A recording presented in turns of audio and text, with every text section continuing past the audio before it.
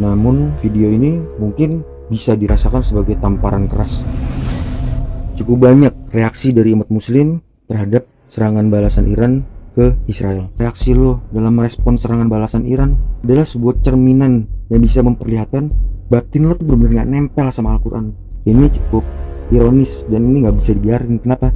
Karena lo berada dalam ruang lingkup keagamaan tapi tidak menjadikan batin lo menjadi dekat dengan kitab suci Al-Quran.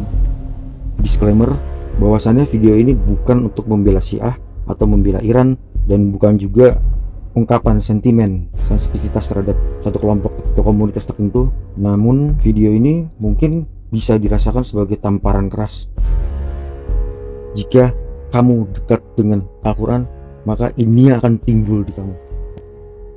Kesadisan Zionis terhadap rakyat Gaza itu secara alam bawah sadar membuat setiap orang mengikrar diri, aku tidak akan berbuat sadis itu. Begitupun juga dengan para pemimpin dunia. Mereka melihat kesadisan itu, mereka mengunci diri mereka, aku tidak ingin sesadis itu dan jangan jadikan aku sadis itu ya Tuhan. Jika kamu dekat dengan Al-Quran, maka kamu tahu bahwa serangan balasan itu benar-benar bukan sebuah kelemahan. Alih-alih kelemahan, justru Iran sedang ibarat melepeh dan mempertontonkan ikrar dirinya bahwa gua bukan orang kayak lo. Apalagi Iran negara Islam ya, walaupun Syiah ya. Sebagai hal-hal yang kemarin dilakukan Iran, dari mulai kiriman rudalnya yang sengaja selemah itu, terus negara Islam yang tidak melakukan kesadisan seperti itu, yang mana Islam di sini memang menjadi musuh dari Israel gitu. Kemenangan Iran atas Israel benar-benar mutlak, kemenangan di atas angin, dan Israel pun mengakui itu dengan respon yang diberikan begitu doang. Jadi kayak nunduk gitu, kayak aduh. Yang menjadi penyebab utama kemenangan Iran adalah karena batinnya dekat dengan Al-Quran. Walaupun dia Syiah, gue gak begitu ngerti ya. Justru di sini bermasalah tuh respon lo yang menunjukkan lo tuh mentah banget. Itu adalah indikator yang paling utama terlihat batin lo tuh gak dekat sama Al-Quran. Tapi di satu sisi kenceng banget gitu, berisiknya tuh wah kayak yang paling gimana gitu. Tiap orang apapun profesinya, jika dia memiliki batin yang dekat dengan Al-Quran, tidak akan memberikan reaksi ataupun komen-komen yang sebagaimana kalian.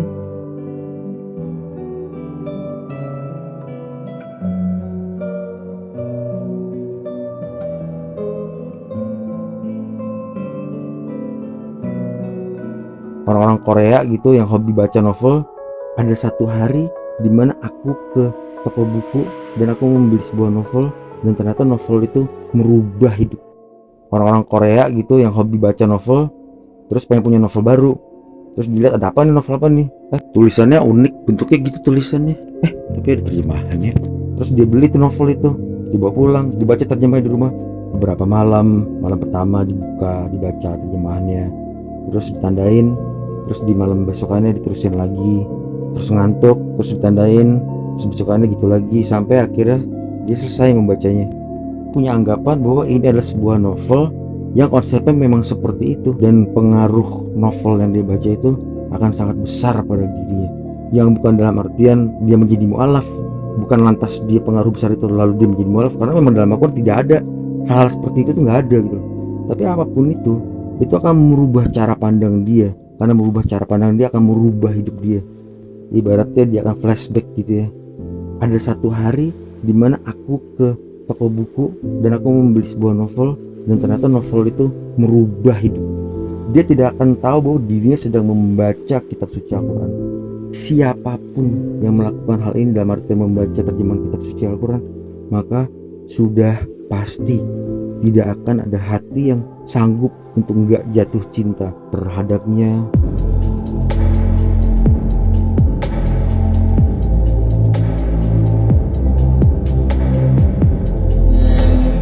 Berhenti melakukan cuplak-cuplik ayat Al-Quran lalu tafsir, karena itu metode yang sangat salah dalam memperlakukan Al-Quran. Berhenti melakukan mencuplak-cuplik ayat dalam artian membaca ayat tertentu lalu mencari tafsirnya, karena ini metode yang sangat salah. Seandainya belum terfikirkan, suatu saat Dajjal akan berpikir untuk melakukan ini saja untuk menyesatkan umat Islam. Contoh, misalkan ayatnya mengatakan belok kanan, terus dibikin tafsirnya belok kiri karena dulu bla bla bla bla bla bla, kasihnya penjelasan gitu tafsirnya, umat akan jadi belok kiri. Jadi alih-alih percaya pada kitab sucinya, malah percaya pada tafsirnya. Agar lebih meyakinkan lagi, tulis saja bahwa ini adalah tafsir dari ulama anu, tafsir dari ulama anu, ulama-ulama lampau yang punya nama besar. Seakan ini adalah tafsir dari mereka, sehingga biar umat percaya.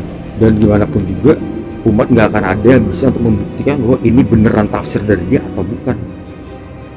Mudah-mudahan Dajjal tuh bodoh gitu ya, belum kepikiran untuk melakukan ini. Mudah-mudahan. Tapi khawatir nih, jangan-jangan udah terjadi. Buktikan yuk. Buktikan ya, kita baca full terjemahan kitab suci Al-Quran. Gak usah tafsir-tafsir, sudah pasti akan mengerti. Berkali-kali Allah katakan dalam Al-Quran, ini kitab yang sudah dimudahkan, kitab ini sudah dimudahkan, kitab ini sudah dimudahkan. Membaca full terjemahan kitab suci Al-Quran tidak perlu tafsir, kan Al-Quran itu sangat jelas, sangat terperinci, tersusun dengan rapi. Dan buat orang yang gak idiot, pasti bisa paham semudah membaca novel. Baca full, lalu kita coba cocokkan dengan tafsir-tafsir yang sudah beredar di tengah masyarakat. Baru betul kebongkar, udah terjadi apa belum ya? Nah, jejeng-jejeng.